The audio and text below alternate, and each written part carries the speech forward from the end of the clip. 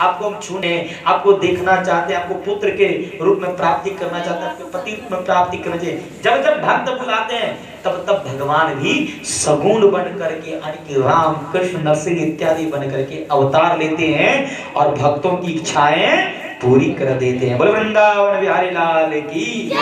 उसी तरह मेरे पैर से आत्मदेव जी जो पंडित जी हैं वो संतुष्ट है, कोई बात नहीं, हमारे गोपाल जी पुत्र हैं। अरे भैया सत्य कहता हूं, एक व्यक्ति था, एक मैया थी जो उनके पति चले गए थे, पधार गए थे। छोटा सा नन्हा सा बालक था, मात्र वही 8-9 साल का। रक्षाबंधन आया, मैं क्या कहूँ, बहुत सारी कथाएं सामने आ जाती है और समय वो हो जाता है। बस ध्यान दीजिएगा, वो जो है अजीत बाबू ध्यान दीजिएगा, अनाथ था बालक, वो 8-9 साल का था। रक्षाबंधन का समय आ गया। अब सभी लोग जो रक्षाबंधन कल था, आज सभी बहन जो है सभी लोग राखी खरीद लें। कोई भाई भी राखी खरीद रहा है कि बहन को देंगे, वो बहन हमारी बांधेगी। सभी लोग राखी बांध रहे हैं और घूम रहे हैं। और कोई बच्ची तो पहले रक्षाबंधन से पहले भी पहन लेते हैं खेल खेल में कि हम राखी बांधे हैं। अब वो बालक जब देखा, उनको जब पता, बोला कि अरे तुम किससे कौन राखी बांधा? रक्षाबंधन को जब उसकी बहन ने बांधी तो बोले हमारी बहन ने। बोले क्या होता है? बोले ये रक्षाबंधन होता है, बहन बांधती है, तुम नहीं बांधवाया? तो वो मैया पास गया दौड़ते दौड़ते, बोले मैया सबका हाथ में राखी बंधा हुआ है, उसके भाई नहीं थे, बहन नहीं थी। बोले सबका भाई के हाथ में रक्षाबंधन हुई है, हमारी बहन क्यों नहीं राखी बांधी? हमारी बहन कहाँ है? हमारी बहन क्या है? वो बालक रोने लगा, खूब रोने लगा। बोला मैया हम कितने लोगों की बहन दूर दूर में रहती हैं, आ करके अपने अपने भाई की राखी बांधी, और हमारी बहन नहीं है क्या? है क्या नहीं है बताइए? मैया ने कहा कि हाँ हाँ तेरी बहन है। वो जब रोने लगा तो बालक को चुप करने के लिए बोल दिए कि तेरी बहन है, लेकिन क्या करोगी बेटा, बहुत दूर में शादी हो गई है, बहुत दूर में, ध्यान दीजिए, बहुत दूर में शादी हो गई तेरी बहन की, इसलिए आ नहीं पाई है, इसलिए राखी तुम्हारा नहीं बन पाया। बोला हमारी बहन नहीं आ पाई तो मैं जाऊंगा, आप पट्टे से तो बताइए। तो छोटा बालक सनन्ना था बालक, बोला देखो तुम्हारी बहन का क्या नाम है पता है? बोला देखो तुम्हारी बहन का नाम है सीता, और उसकी शादी हो गई अयोध्या में, अब उतना दूर से कैसे राखी बांधने के लिए आएगी? अब बोले मैं तो हम जाते हैं। बालक ने कहा, बालक हठीला होता है ना, बोला हम जाते हैं, देखो सब हमारे दोस्त लोग बांधे हैं, हमारा हक कलाई सुना, हम तो जाएंगे। मैया ने कहा कि ये समझेगा नहीं। बोले बेटा बहुत दूर में शादी हो गई है, कैसे जाओगे? तो बालक माँ ने जब डांटा तो बालक डर से सो गया और आधी रात को उठा। आधी रात को उठा, माँ उसकी माँ के पास 2 धोती थी, फटी थी, एक आज पहनी तो एक कल के लिए रखी हुई है, और कल वो पहना तो आज ये धोती धुल करके रख दी थी। यानी गरीबता बहुत थी, और बहन उस बालक का नहीं था, अनाथ पति देव भी पधार गए थे, कोई नहीं था। उसने सोचा कि माँ तो जाने नहीं देगी और हम राखी बगैर रह नहीं सकता। अब ये बालक जो जिद पे निकल पड़ा कि हम अपनी बहन से राखी बंधवा करके आएंगे, अयोध्या में शादी हुई है, अयोध्या जाएंगे। अब वो बालक चल पड़ा, और चलने के बाद बहुत दिनों के बाद अयोध्या पहुंचा। इसकी माँ जब सुबह उठी तो रोने लगा कि मेरा पति तो पधार गए, हम तो ऐसे भी निर्धन हैं, कुछ खावे को है नहीं घर में, और मेरा भी जो एक सहारा मेरा बालक था छोटा नन्हा सा, पता नहीं कहाँ हो गया, कहाँ चल गया, क्या हो गया, रात को हम बेकार में डांट दिए, पता नहीं क्या हो गया, तो कोई उठा के ले गया। खूब रोने लगी, खूब खोजने लगी अपने पुत्र को, खोजते को याद में। अब वो बालक जो हठीला चल पड़ा अयोध्या। अयोध्या पहुंचा और सभी को जाके पूछे कि देखो हमारे जीजा जी का घर जो है सो कहाँ पे है, मेरी दीदी का घर कहाँ पे है? तो संत महात्मा जो आश्रम में गृहस्थ का घर था वहां पे, बोला तुम्हारे जीजा जी का नाम क्या है? बोला मेरे जीजा जी का नाम है राम जी। बोले बहन का नाम? बोला सीता जी। बोला ये बालक कहीं पगला तो नहीं गया? बोले राम जी यहाँ भगवान है, और ये त्रेता युग की बात है, यहाँ तो मूर्ति उनकी रखी है, उनकी पूजा होती है, यहाँ पे कोई तुम्हारे वो नहीं है। बोला नहीं नहीं, हमारे जीजा जी जो है सो सुनने को मिला है कि राजा है, वो राजा है, और हमारी बहन बहुत अमीर घर की है, अमीर घर में शादी हुई है। क्या मैं गरीब हूँ? लेकिन हमारे जीजा जी और बहन गरीब नहीं है। अब सभी लोग सोचने लगे, अब सभी घर घर में जाकर पूछे बोले कि बालक, अब कोई कहेगा कि हमारी जीजा जी दीदी कहाँ है, राम जी सीता जी, तो कहेगा ही पागल हो गया ये। लेकिन ये भक्ति में पागल हो गया था, भाव में पागल हो गया था, माँ के वचनों पे विश्वास कर लिया था। अब वो घर घर में जाके पूछे, घर घर में जाके पूछे, लेकिन कोई बतावे ही ना। बड़े पागल हो गया बालक, शायद कोई पगला गया है। अब अंतिम में वह बच्चा एक जगह पे बैठ गया। अब बोला कि दीदी रक्षाबंधन निकल गए, इतना आप तो आए नहीं मेरे घर में, हम ही आपके घर में चले आए, फिर भी आप हमें राखी बंधने के लिए आए। आपके घर किधर है दीदी, दिखाओ तो मुझे। बार बार सीता जी को और राम जी को याद करें। अंतिम में एकदम गुस्सा में आ गया बालक और बैठ गया। बोले अगर आप नहीं मिलोगे तो मैं यहीं पे अपना प्राण त्याग दूंगा। इस प्रकार से बालक ने बोला। तो बालक फिर वहीं बट वृक्ष के नीचे, उसी बट वृक्ष के नीचे सो गया। और सोने के बाद आधी रात में एक हाथी पर राम जी और माँ जानकी का आगमन हुआ। और मैया सीता ने जाकर के उस बालक का हाथ पकड़ा। बोला भैया आप हमसे राखी बंधवाने के लिए यहाँ तक आ गए।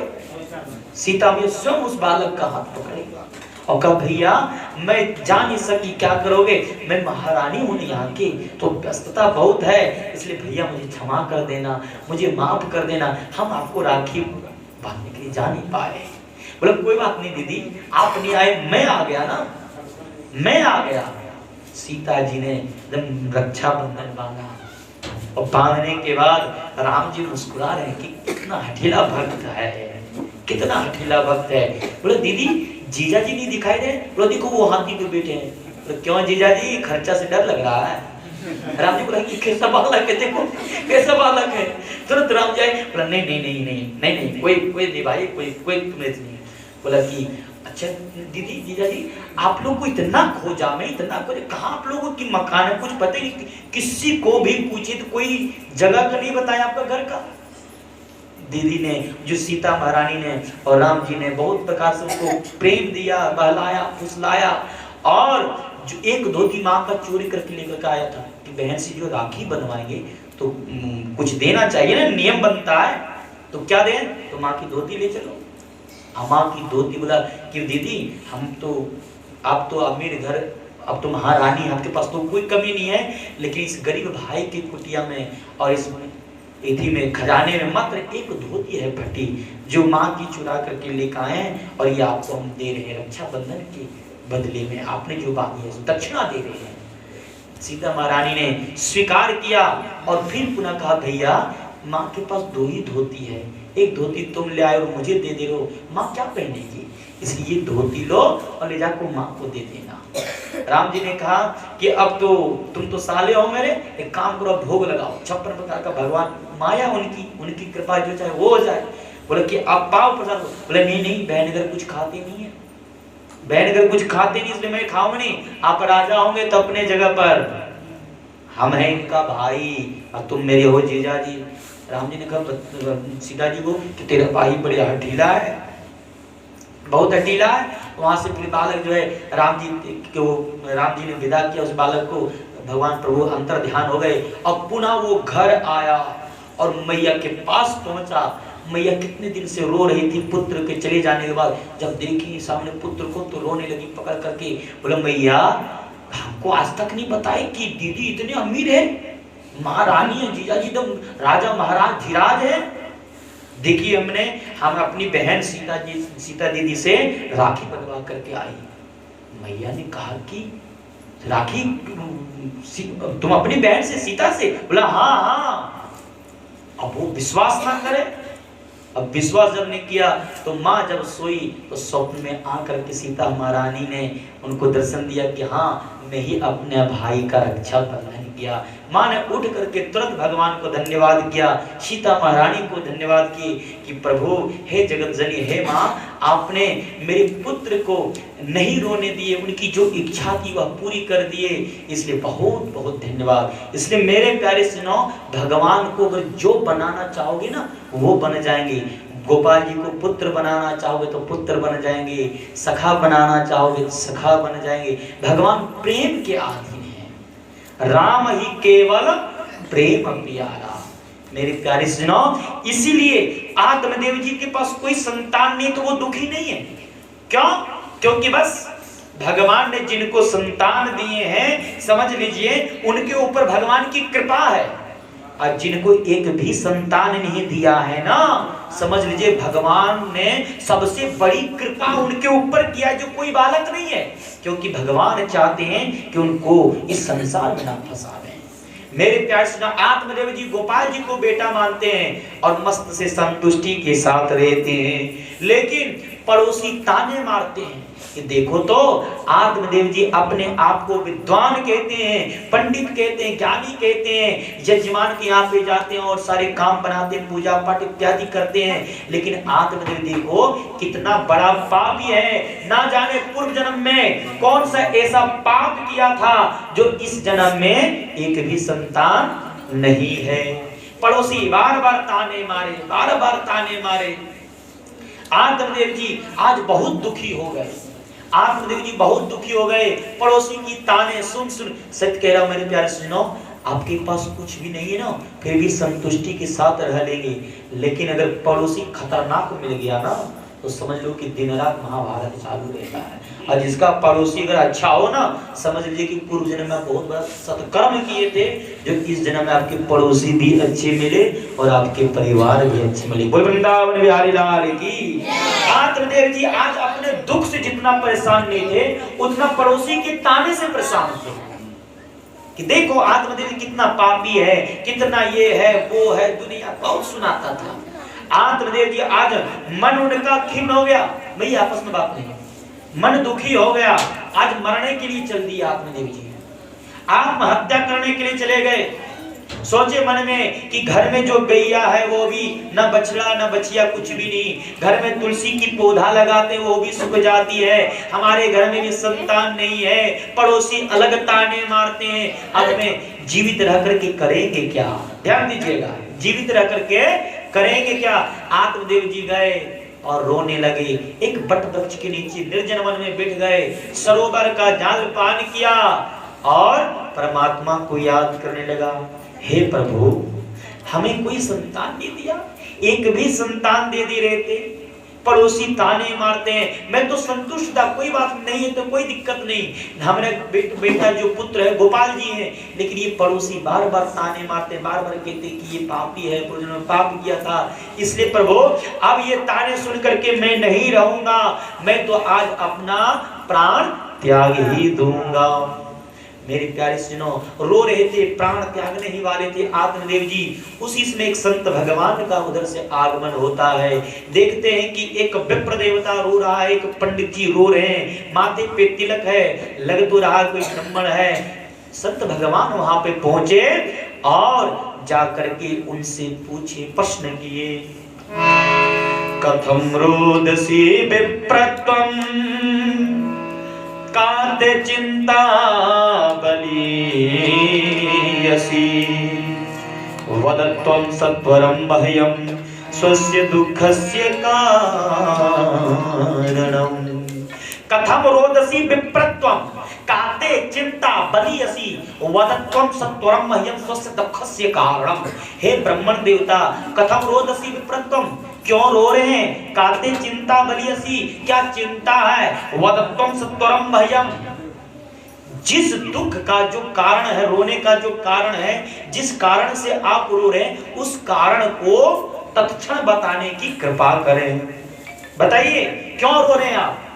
आत्मदेव जी ने कहा, हे संत भगवान, हम इसलिए रो रहे हैं कि हमारे घर में एक भी संतान नहीं है और आज हम आत्महत्या करने जा रहे हैं, प्राण को त्यागने जा रहे हैं। और सबसे पहली बात यह कि इसलिए मैं रो रहा हूं, यह जीवन भगवान ने दिया है, तो भगवान जिस दिन चाहेंगे वही ले लेंगे।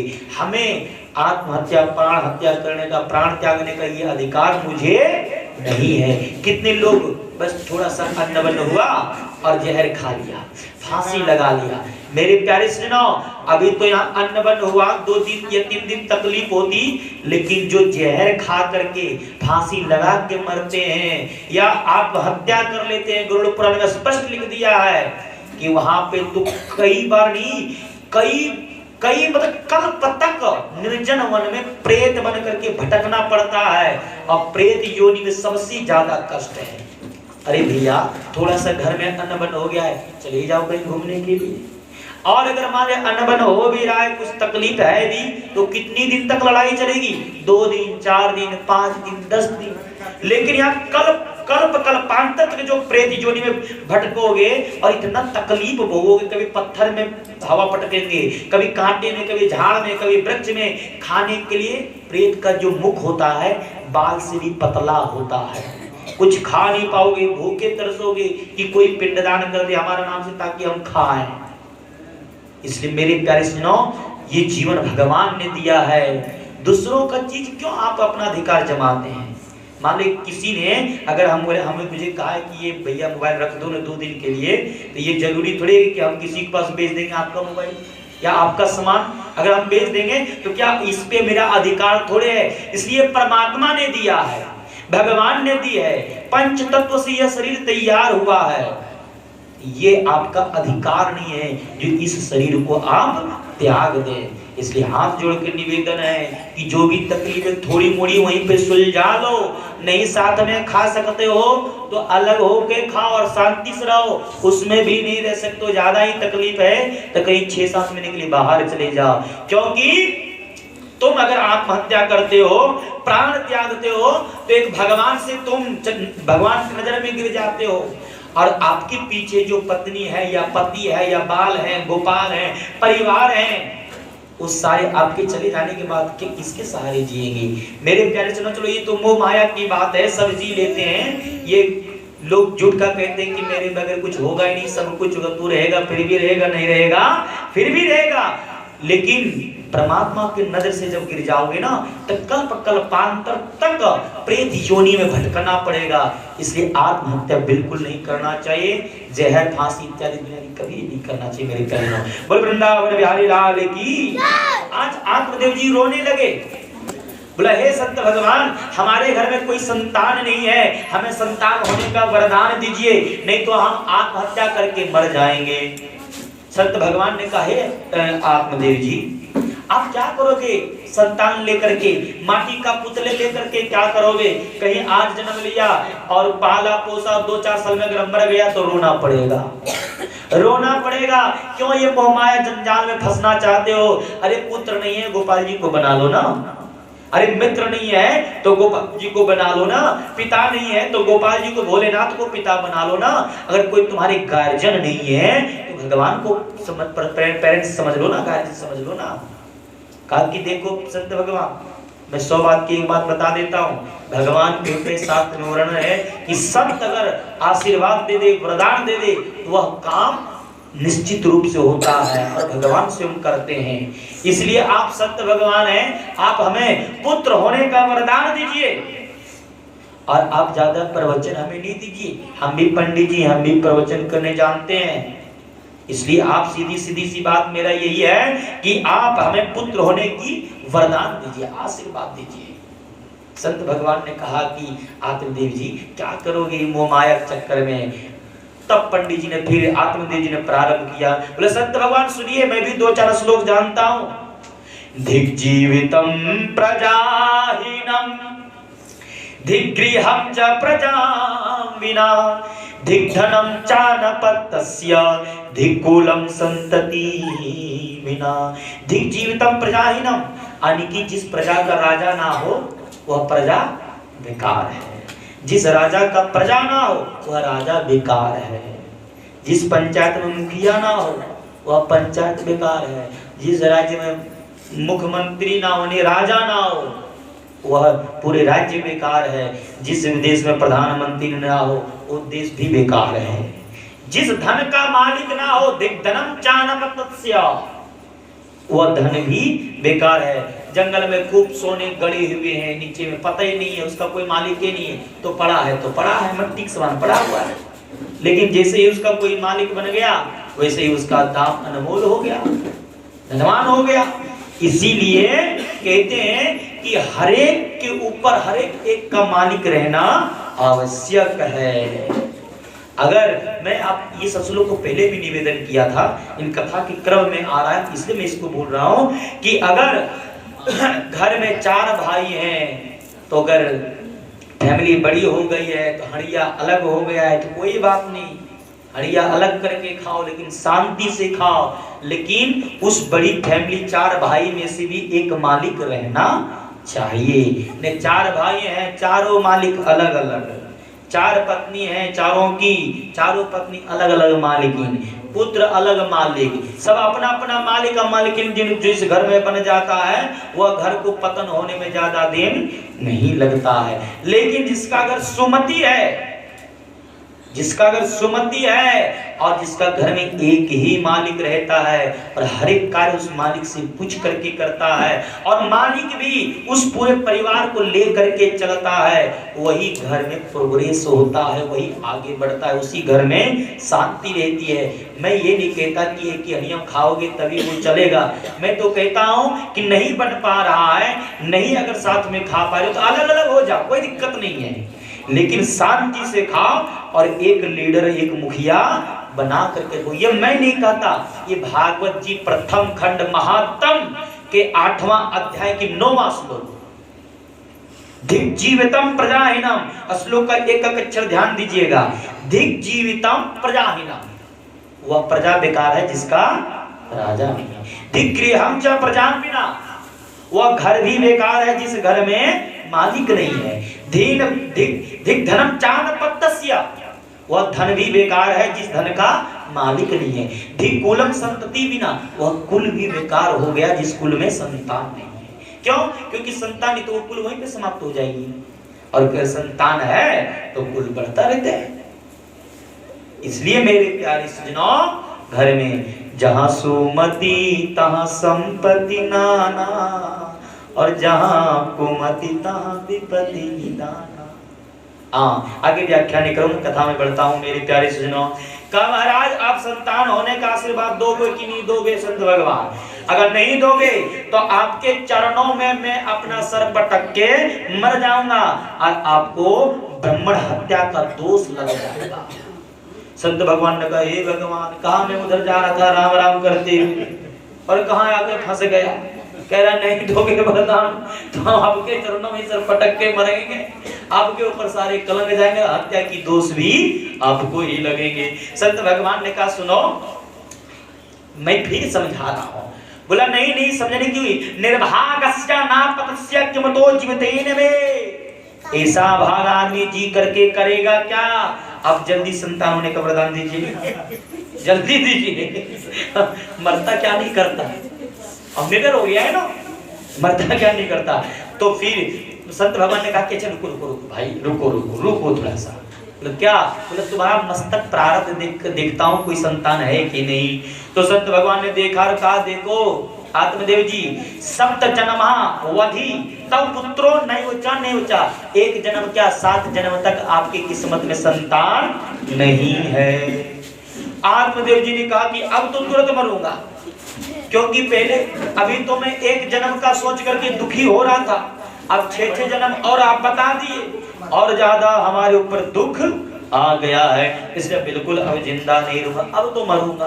संत भगवान ने कहा हे भगवान, ग्रह तो हमारे ऊपर चढ़ते जा रहा है, ग्रह तो हमारे ऊपर चढ़ते जा रहा है। संत भगवान ने कहा रुको, अरे क्या करोगे संतान, क्यों वो माया में पढ़ना चाहते हो? बोले नहीं, अब मैंने कहा ना कि मैं भी पंडित जी प्रवचन करना जानता हूँ। पुत्रादि सुखोहिनोयम संन्यास शुष्क एवहि ग्रस्तास सोलो के पुत्र पौत्र समन्विता। संत भगवान आपके जैसा नीरस महात्मा क्या जानेगा, ना पत्नी है, ना बाल है, ना गोपाल है, ना आगे ना पीछे, ना ऊपर ना नीचे, क्या जानोगे आप निरस हैं, कोई रस आप में नहीं है। अरे आश्रमों में सबसे बड़ा अगर आश्रम है तो गृहस्थाश्रम सोलोकी, वह गृहस्थ आश्रम सर्वश्रेष्ठ है। जिस गृहस्थ आश्रम में पुत्र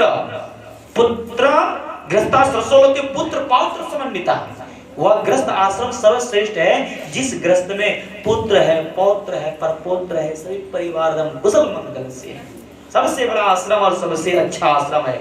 इसलिए हे संत भगवान, आप हमें अब लास्ट वार्निंग है, आप हमें वरदान दीजिए या राम नाम सत्य यहीं पे कर दूंगा मैं। संत भगवान ने कहा हे भगवान अब क्या करूं। संत भगवान ने अपनी झोली में हाथ डाले और बस एक फल निकाले और कहे तस्याग्रहं समालोक्य, ये लो फल। तस्याग्रह समालोक्य फल में कम स दत्तवान, फल को दिए और कहा कि इदम भक्ष्या पत्न्या त्वं, तुम्हारी पत्नी इदम भक्षण करेंगी, खाएगी तो तथा पुत्रो भविष्यति, भविष्य में जा करके आपके घर में एक बालक का जन्म होगा। बोल वृंदावन बिहारी लाल की। आत्मदेव जी खुशी से नाचने लगे, झूमने लगे, खुशी से नृत्य करने लगे। मैया आप लोग भी सोए सोए नृत्य करने जग जाओ, बार बार कह रहा हूं ना, जो सोया सो खोया, जो जागा सो आया। इसलिए जग जाइए मेरे प्यारे सजनाओ। संत भगवान जो है आशीर्वाद दे चले गए। आत्मदेव जी घर पहुंच गए और धुंधली देवी कैसी चलती है?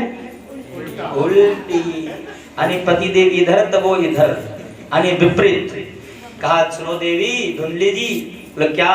बोला देखो एक महात्मा ने आशीर्वाद के रूप में फल दिए हैं, इस फल को तुम खा लेगी तो भगवान की कृपा से हमारे घर में एक बालक का जन्म होगा। अब जो है धुंधली देवी अपने पति के सामने इतना मतलब झूठ का प्रेम करती थी, जो आत्मदेव को लगता था कि हमारी पत्नी जैसा कोई नहीं है। लेकिन उनके चले जाने बाद फिर देखिए कि कैसा चालू होती थी, एकदम बिरनी की तरह। और उनको आते ही एकदम लगता था तुम जो हमारी पत्नी से कोई ये नहीं, इतनी सीधी है।